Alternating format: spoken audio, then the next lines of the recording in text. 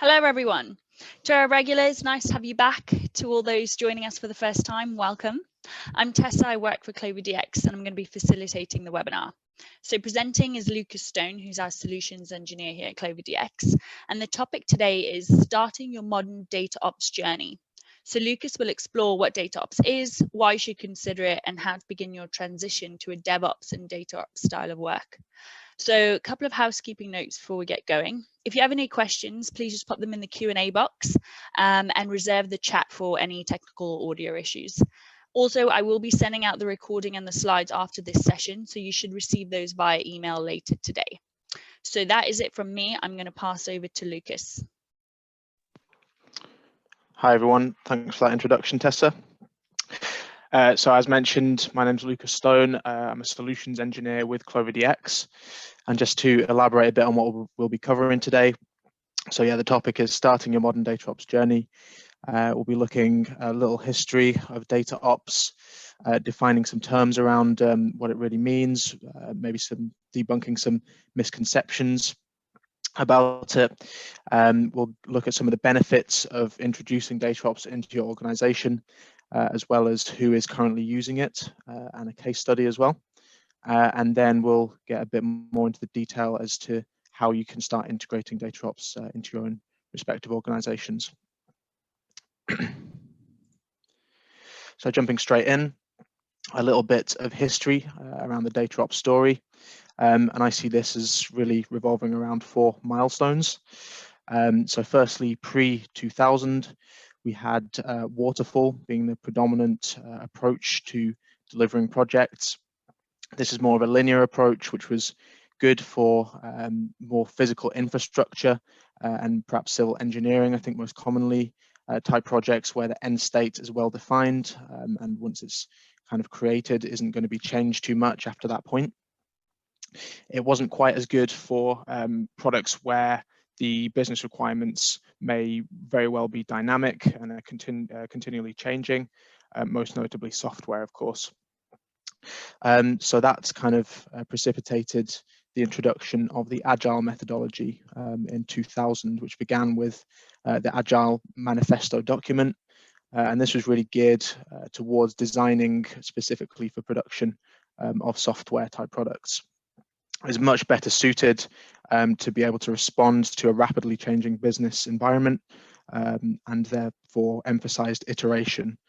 So delivering a minimum viable product and then building on that subsequently with further features. In 2007, you then have the introduction and rise of DevOps. So DevOps was kind of a response to an existing flaw within what Agile was doing, particularly the siloing of development and operations teams. And DevOps really aimed to align those two respective groups of stakeholders who often were at loggerheads, and you'd quite often have them just passing things back and over the fence without really having visibility of what each other were doing, and kind of playing the blame game when things went wrong as well. So DevOps is fundamentally a set of practices geared towards releasing much higher quality code that adheres to the requirements of customers in a much faster and more efficient way. In 2014, we then have data ops beginning to rise. So this brings a similar approach to DevOps, but to the data function. And it's around aligning, instead of development and operations teams, more the data science and management and operations teams. In this context, I think operations more closely aligns with operations from the broader business perspective. So the likes of HR or finance or strategy, essentially anyone who is going to be using data to influence their decision making, which is pretty much every department within a business. So the aim of data ops was to ensure the business can fully leverage high quality data and convert that into actionable insights, which is then going to influence the decision making process. So I think an interesting question to understand is whereabouts data ops is in the hype cycle. The hype cycle is a concept I think that originated with Gartner, and they use it across a number of different industries and types of technologies. But within the data sort of field. We can see that they have a hype cycle specifically dedicated to that. This is one from July 2018, so a couple of years ago now. We can see that it's plotting expectations against time, and we have different phases, beginning with the innovation trigger, whereby a concept or a technology begins to sort of penetrate the collective consciousness. Then the peak of inflated expectations, whereby organizations kind of see this as a panacea to all their problems. The trough of disillusionment, where we see that it's not going to solve all those problems, and people kind of reject it as an idea. Then we have the slope of enlightenment, whereby we kind of see that organizations begin to see that there are ways that they can apply it realistically. And then the plateau of productivity, whereby they do actually start introducing it into their business and see positive effects from that. So we can see that around 2 years ago, DataOps was in the innovation trigger phase. So we can now expect it to reach the plateau of productivity in around 3 to 7 years, where we'll see its more broad adoption. I thought it'd be interesting to contrast that with some search trends that we can see around DataOps over the past 5 years. We can see that around 2018, we started to see a real uplift in searches around this topic, which kind of aligns with what we saw within that hype cycle. And so we can probably expect that, yeah, for the next 3 to 7 years, and then onwards, we'll see an increased interest in introducing DataOps into organizations reflected in these search trends.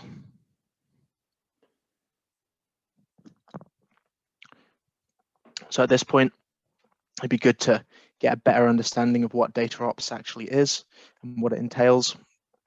So fundamentally, it's a portmanteau of data and operations in the same way as DevOps is for development and operations, which kind of reflects the history that we spoke about just before. It's ultimately around ensuring that data value is delivered to the business as soon as possible. I think that as soon as possible aspect of that definition is crucial, in that we're really trying to reduce the time between when insights or data is demanded and when it is actually delivered to the business operational unit that has requested it. It can really be seen as the intersection of two pipelines. We have the value pipeline running horizontally in this diagram, which represents data being fed in as an input, then being analyzed in different ways, where the intersection with the innovation pipeline occurs. And then the output is value in terms of that data and that analysis influencing business decisions. Within the innovation pipeline, we can see that we have ideations around different analysis that's going to be performed, which is then developed by data science teams in collaboration with data management teams. And then that's passed into production, at which point it's passed through to the business, who can start driving value from it. I think it's equally important to debunk some misconceptions around what DataOps is and what it isn't. Firstly, I think it's good to frame it as a methodology. So it's not it's not a technology, which I'll come on into a second, but rather a number of principles and practices around the way an organization manages and processes data. It's also more than just DevOps for data. So I mentioned that it definitely borrows elements from DevOps, but we can also see the influence in agile development, and that we have these shorter cycles, and it's very much focused on feedback as well. And then we have the influence of statistical process control too, whereby we're trying to break down organizational barriers and also ensure that we're reducing the lag time between the demand for insights and their delivery. DataOps is not a technology, although it should be noted that there are a number of technologies and specific providers even that are commonly used to support its implementation. It's also not restricted, and that refers to two senses. Firstly, it's not restricted to big data, so the scale of the organization implementing DataOps, and therefore the scale of the data sets and their complexity, doesn't mean that you can't see benefits from it. And I would argue as well that if it's introduced at an earlier stage in the business's life cycle, it's going to make it a lot easier to scale as well, and therefore see increased benefits over time. It's also not restricted to advanced data science applications. So often DataOps will be spoken about in conjunction with the likes of machine learning, which is definitely relevant, but I think even if you were able to deliver, for example, a report to the finance team and reduce the lead time by a few days or a week, that would be equal beneficial to the more fancy kind of data science applications that go quite well with data ops.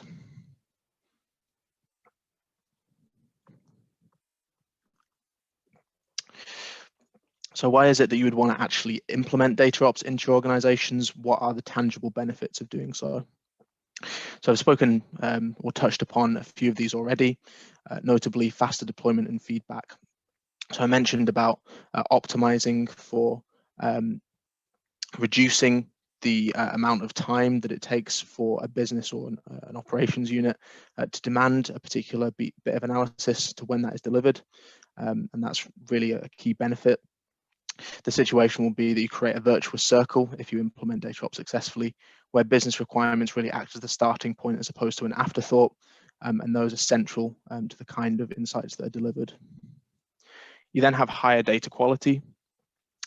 So as a consequence of having increased automation, and particularly the testing process and increased standardization, this will naturally lead to higher data quality. In the previous world, when you had more ad hoc, so perhaps in the waterfall type situation that we mentioned earlier, you'd have the data function being demanded of quite highly and not able to deliver to a high standard in terms of data quality. But data ops is really about increasing automation so that this isn't as much of a problem. That higher level of data quality should lead to better insights. And then if you are using machine learning on top of your data ops implementation, that will certainly feed into better insights from those sort of algorithms. But again, it could be more simple analysis that you're running that would also benefit from higher data quality. You then have collaboration. So data ops, one of its central tenets is to promote collaboration between different stakeholders within the data space as well as the business. And coordination and communication is central to this as a concept. And that means that you're going to break down teams that may otherwise remain siloed. Finally, a common consequence of introducing data ops is going to be happier colleagues. And this is really from the perspective of reducing that lead time. And that means that when analysis is created by someone within the data function, they're going to be able to see how that's directly influencing business decisions, which should, in theory at least, make them more engaged and productive teams.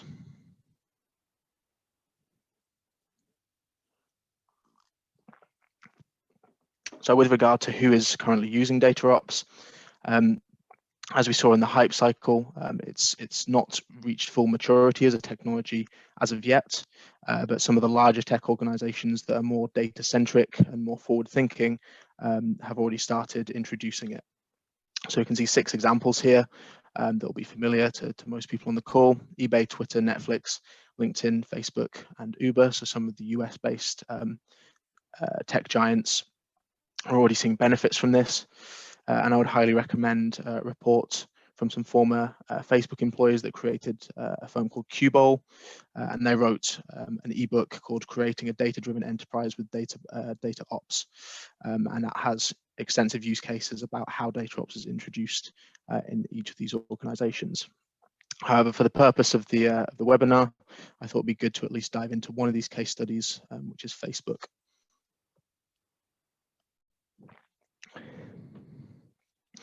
So as I mentioned, the individuals that wrote that report were originally responsible for the introduction of Apache Hive within Facebook.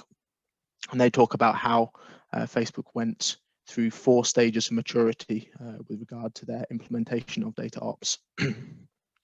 This began with stage 1, in which there wasn't really any structure around data requests. They were submitted from various business units on an ad hoc basis, which, as you can imagine, would be highly inefficient and would ultimately cause the data function to be a bottleneck. And as a consequence, they responded to this by going into stage 2 of that maturity, in which they created a Hadoop data lake and developed Hive to layer that on top, and therefore make the data within the data lake more accessible. At this point, that's the beginning of the evolution for the data function, evolving from a service into more of a product team building products to be able to allow and facilitate extraction of data through a self-service mechanism. In stage 3, they then combined what they had with Hive and that data lake with metadata services to apply some more context to the data. But at this stage, the accessibility and democratization of the data was limited to more technical users. Finally, in stage 4, then they developed UIs that would make it much easier for business users to understand and therefore autonomously go and get the data that they need to run whatever analysis for their purposes. And at this point, you could say that data had become fully democratized. They also talk about a 5th stage called data nirvana, in which, well, essentially data is perfectly democratized across the organization and all data is accessible. And that's kind of the end, the logical conclusion, you could say, of data ops. It's all about making data more accessible and getting data to the people that need it as quickly as possible. So now we're going to look a bit more closely about how you can begin implementing data ops in your respective organizations. And I've taken a target operating model approach to this, and that I've broken it down into 3 pillars that effectively build on top of each other.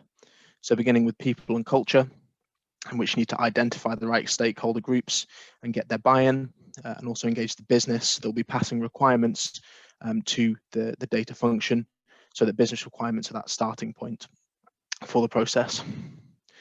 Secondly, processes. So it's important that you then establish clear processes, including who's going to be responsible, accountable, consulted, and informed for different aspects of data ops.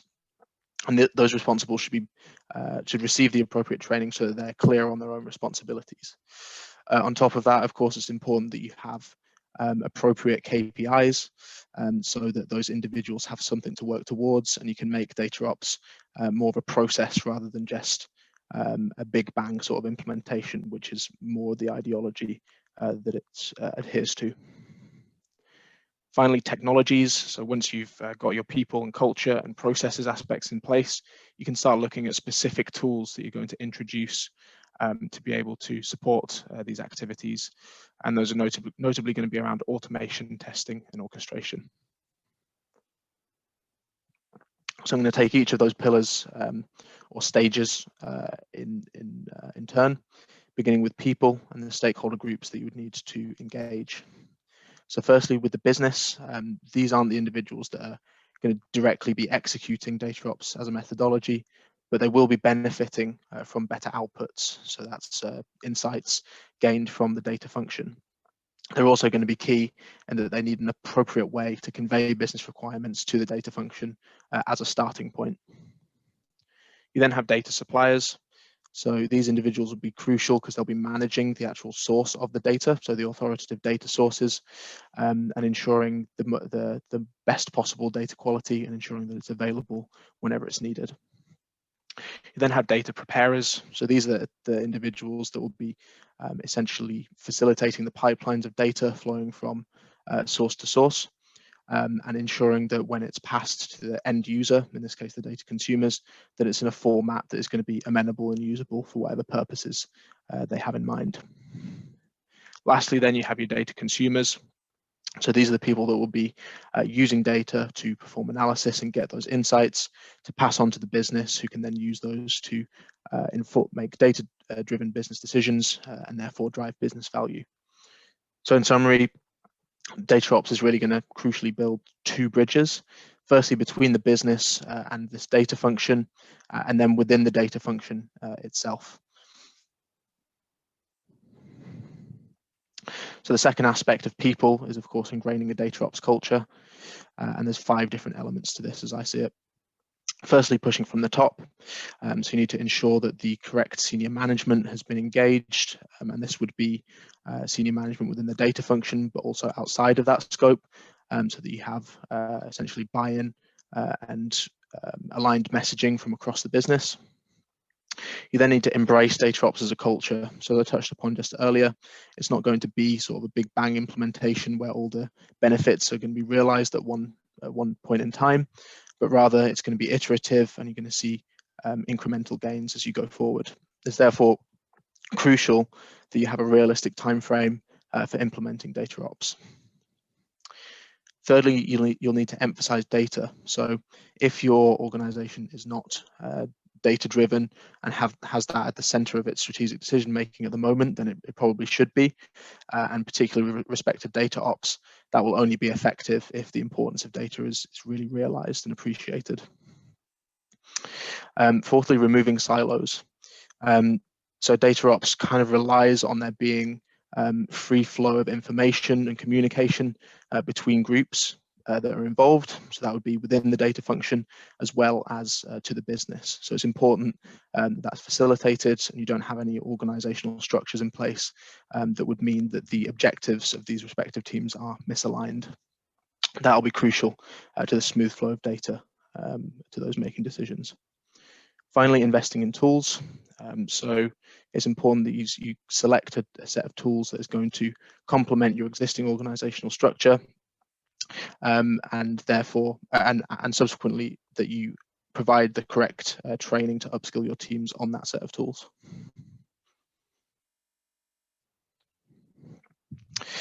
With regard to process, so this is probably the most difficult to advise on, as it will differ radically from organization to organization. But broadly, this will be around building a data supply chain, so flowing from data suppliers through to data preparers, onto consumers, and finally to the business, who will then convey back requirements and provide feedback to the process. I thought it'd be useful to point out the different types of individuals and personnel relevant to each stage of the data supply chain that you can see on the right here. And it's also crucial that those with interests across different stages of the chain are engaged as well. So you'll have the likes of data product managers, BAs, and then data security and privacy specialists who should feed into these processes to ensure that, for example, each stage and transition of data is compliant with data privacy requirements as well. So then we have technology. And I would point to a previous webinar within this series on data ops run by my colleague that goes through each of these in detail. I'll just give an overview of the different categories of technologies and common providers within each. So with regard to agile, the point of agile fundamentally is to increase the frequency of deliveries, but this often, of course, means that they're much smaller and it's a lot more iterative in that sense. It's also crucial that you establish that feedback loop so that the business is feeding requirements back to the tech the tech organization that will then deliver them, and that's just an ongoing feedback loop. Common tools for that are Trello, and also you have a number of agile methodologies such as Scrum that are commonly used to implement agile into your organization. Then with regard to collaboration technologies, so Slack is of course a common one, and this should in theory help you break down organizational barriers because it makes it a lot easier to communicate with anyone in your organization. And then you have the likes of Jira as well for job issue and tracking, and this will mean that you capture feedback not only at the highest level, so entire user stories, but even down to the most granular feature requests as well. Version control is also crucial, being that you're doing these more frequent deliveries on a smaller scale. It will mean that you'll have merges with code a lot more frequently, and therefore version control is crucial to ensure that you don't constantly break your product. Thirdly, we have automation. So the likes of continuous integration, deployment, and delivery mean that you'll be able to automate your testing process and therefore speed up getting code into production so that you can quickly respond to customer feedback and the requirements of the market. Common tools for this, of course, are Jenkins and Circle CI. Finally, we have infrastructure as a code provided by companies such as Chef and Puppet. These allow you to manage your IT infrastructure using code as opposed to passing knowledge down in much more fragile formats.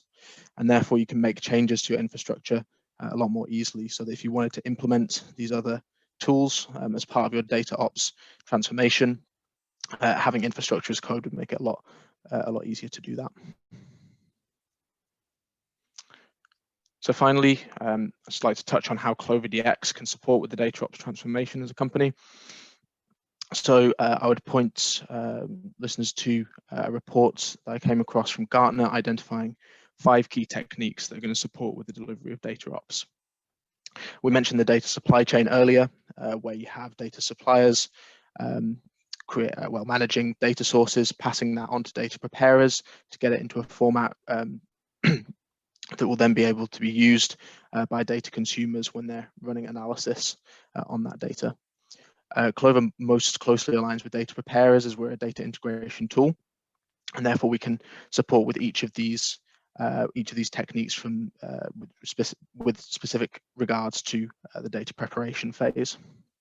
So firstly, with regard to increased deployment frequency, we're able to package, share, and reuse any bit of functionality you design, and then redeploy it across different teams, different projects, and essentially leverage as much work as possible that you've done in the past and increase productivity and stop duplicative effort. We then have automated testing. We're able to incorporate data quality tests and build an error handling to your data pipeline such that you can essentially solve and resolve those in flight. So data quality problems can be resolved before they get to the end user. Thirdly, we have a consistent metadata and version control. So CloverDX has existing integrations with most common version control tools. And it's also true that due to the visual nature of the tool, it's very easy to track how metadata is progressing along a data pipeline. Fourthly, we have monitoring. We have a whole suite of features dedicated to monitoring your data pipelines, whether that's at the most granular level or all the way up to whole business processes. And we can also monitor from a resource perspective as well. So you can monitor memory and CPU load to ensure that you're not trending towards a situation of overcapacity. Finally, collaboration across all stakeholders. So this is definitely a key strength of Clover's, in which we're able to get both technical and non-technical users aligned on their understanding of what a data pipeline should look like, and essentially speaking the same language, which is often an issue in organizations. So that's it from me. I hope that was useful, and I'm ready to answer any questions you may have about Clover or data ops more broadly as well. Great, thank you, Lucas. Yeah, we've got some questions that have come in, so I'm going to pass them over to you, Lucas, as well as Branyo, who's on the call, who's our VP of Product. So first one, are there any examples of companies using data ops that aren't tech giants? Well, I think I can take this one. This is a very good question because obviously companies like LinkedIn, Facebook, and then a few others on that slide, they have a lot more resources than smaller companies, so they can invest a bit more into trying different processes and so on.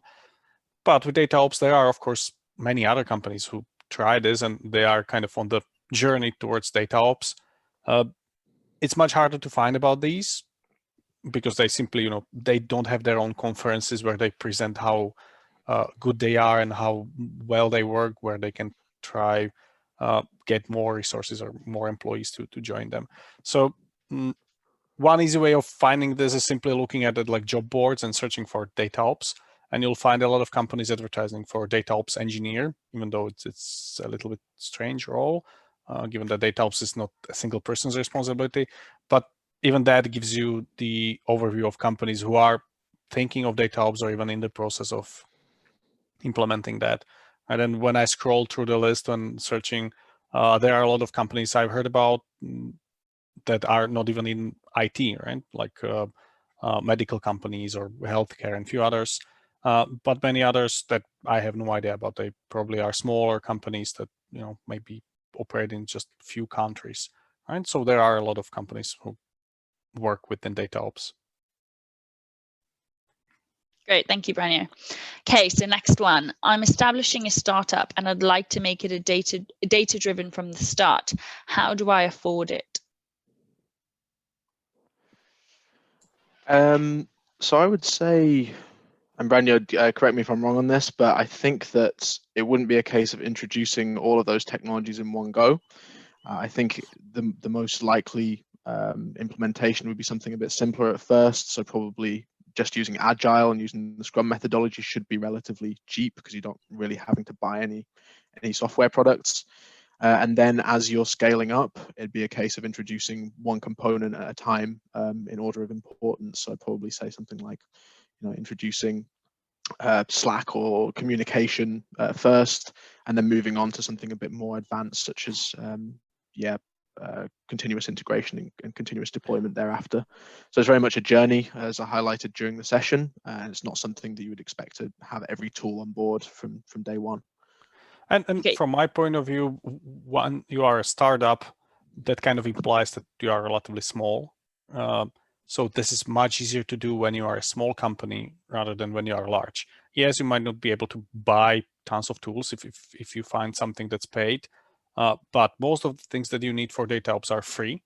Like, you don't have to buy anything besides the infrastructure to run it, which you need to pay for anyway. So doing this in a small team makes it easier to collaborate and communicate, which is a huge part of the whole process. So you can very easily start with that and deploy tools as your product or whatever you are trying to build evolves, and kind of, as Lucas mentioned, adding more and more stuff into it. But it shouldn't be that hard to start because you have nothing really to change, right? No complicated processes that evolved that need to be changed. Okay, thank you. So another question. I'm still unclear of what DataOps really is, or what value it brings to the table. Is it using Agile for data-related projects? Is it governance? If you say that it adds CI and CD, etc., to the mix, then isn't it just DevOps? Sorry. Oh. Okay, so go on, Rania. Yeah, Lucas, go ahead. So I guess if you do, I think the best way to think about it in the first instance is, yes, it's very close to DevOps for data in its most simplistic form, but there's definitely additional elements to that I think are worth mentioning. So firstly, the fact that it is data-based will mean that data is kind of front and center, and that brings a whole host of problems that you wouldn't encounter in DevOps. So, getting that data into a usable format and ensuring that you have data quality, as I spoke to in the session. With regards to introducing CI and CD, yes, again, it's gonna borrow different elements of DevOps and therefore different tooling. And therefore similar tooling. But yeah, I guess it's fundamentally around ensuring that you have better data insights in the same way as you would want better code when you're introducing DevOps. Yeah, I guess that's the fundamental point of it. Not sure if there's anything to add there, Branyo. When you think about DataOps, it's not really just DevOps, right? Because as Lucas mentioned, the data is the thing that is very different compared to what developers do when they build their thing, right? Developers start with code, they build something, and they can automate the whole process. So this process of building something, coding or creating it in some tool, automating it all the way to some sort of deployment, that's part of DataOps as well. But there's usually a lot more there because you need to involve your clients, which usually are people who consume the analytics output, right? DataOps is essentially about making sure that when you are doing some sort of reporting or analytics, you get from the beginning, from someone saying that they need something to giving them the data very quickly, not taking months while someone analyzes the requirements and codes forever, and then there are 15 formal reviews, but rather that you have automated the whole process from the data collection towards deployment of new transformations all the way to like publishing the data in some way. Yeah, so that is a large part, and a bigger part of the organization needs to be involved. When you talk about DevOps, it typically only concerns the development team, right? When you have someone on the business side of a company doing DevOps, they don't need to know anything about it because they know that the product is built. They might know that there are some agile processes like sprints or something like that, but they don't need to be involved in that at all. While with DataOps, the people who consume the data and make requirements towards the data, they need to be aware of that, and they need to understand that it's more about the communication rather than just sending an email, hey, I want this, and then hoping that someone will resolve it. Great, thanks. Okay, lots of good questions coming in, so we are moving through them. Any examples of banks using data ops?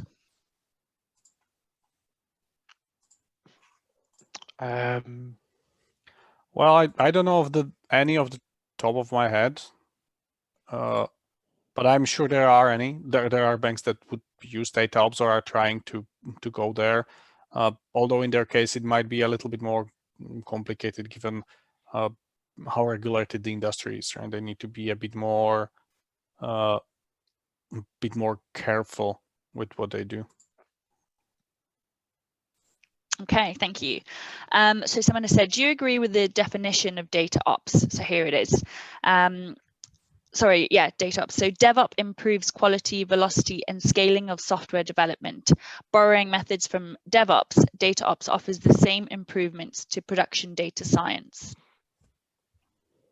So would you agree with that definition? Yeah, I think that's broadly a good definition. I've seen many definitions of data ops as I've been doing my research, but I think in terms of the end goal, that puts it quite well. It doesn't really get into the differences that Branyo just outlined in terms of broader engagement with different stakeholder groups and having broader internal stakeholders as well, being that that these data requests could come from any part of the business. So yes, it is broadly correct, but again, you want to be wary of just looking at DevOps as a replication of DevOps. Sorry, data ops as a replication of DevOps, because it's a little more complex than that, I'd say. Okay, thanks, Lucas. So next one, in the data supply chain, I didn't see visualization. Where would that function happen in your rings in the chain? Okay, yeah, I'd probably say that would be within data consumers. So data consumers would feature data analysts, machine learning analysts, and those kind of individuals who would broadly probably want to be presenting whatever insights they come up with in some way that the business could use. I guess it really depends on what the business requirement is and how technical the stakeholder is. So if they want the visualization from kind of pre-built before it comes to them, then that would be an option, but they may just request the raw data. So it's kind of going to depend on the nature of the request, whether data visualization falls with the data consumer part of the chain or with the business itself. Thank you. Okay, so what about workflow management? What CloverDX offers as an alternative to iFlow, Luigi, AWS setup functions? I might have to pass that one to Branyo if that's all right. Sure. All right. Yeah, so what we have is called a job flow. It's basically a complete workflow implementation.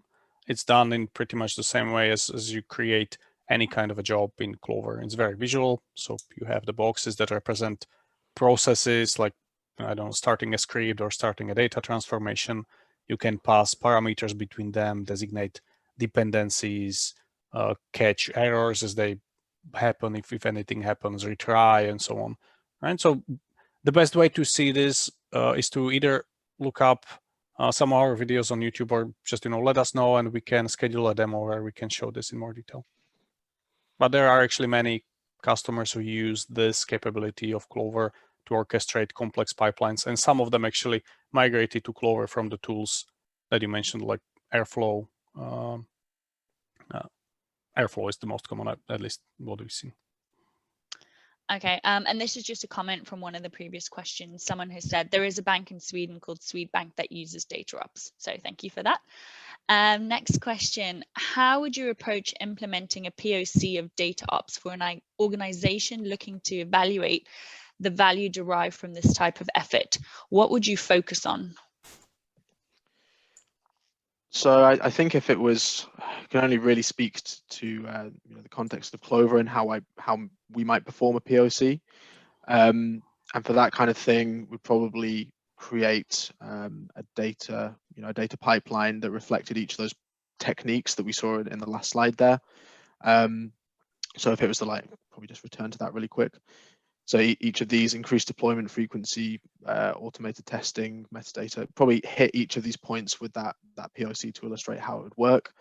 I think more broadly, if you wanted an overall, to be honest, I don't think that you could do a POC for data ops as a whole. It's too much of as I mentioned, a cultural shift as opposed to a single implementation.